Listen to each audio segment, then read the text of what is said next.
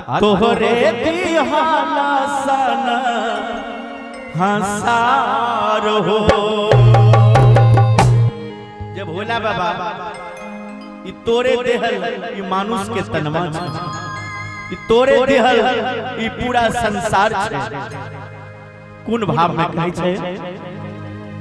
तोहरे दिहाला शिवजी मानुष के तनमा हो, तोहरे दिहाला शिवजी मानुष के तनमा हो, तोहरे दिहाला संसार हो।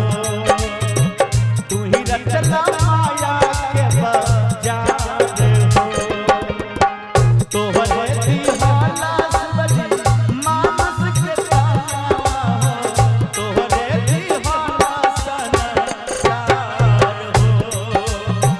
काहे रचना माया के बाजार हो।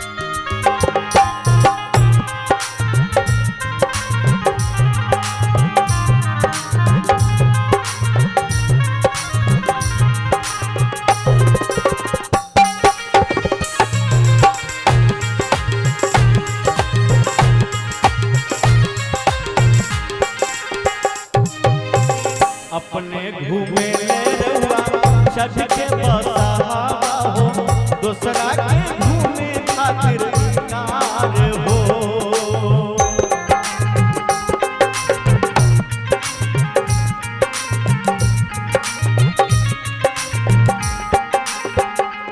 अपने के घूमे रउआ बसहा बसहा बस हो छठ के बसहा हो दूसरा ले अब कार हो शंभू यादव गावे रउआ भजनिया हो शंभू यादव गावे रउआ भजनिया हो। एक बार बाबा के नाम से दोनों हाथ खड़े करेंगे सभी आदमी दोनों हाथ खड़ा कर दियो एक बार बाबा के नाम से ताली देबे बोले शंकर भगवान की।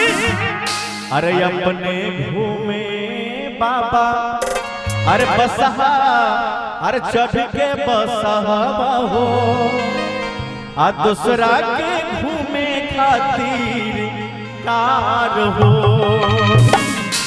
आ पंकज पूरी गावे बाबा तोहरो भजनिया हो आ शंभू यादव गावे हो बाबा तोहरो भजनिया हो हमरो पर होई ना सहाय हो हमरो पर करी ना विचार हो तोहरे दिहला शिवजी मानस के गाना हो तोहरे दिहला शिवजी मानस के गाना हो तोहरे दिहला संसार हो तू ही रख